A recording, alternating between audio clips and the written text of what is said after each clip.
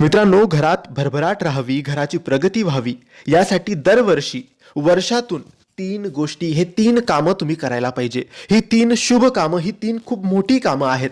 ही कामं जर आपण दरवर्षी केलीत, दरवर्षी ही 3 कामं करायची आहेत. ही 3 कामं आपण, या 3 गोष्टी आपण दरवर्षी केल्यात तर घरात सुख समृद्धी नांदते.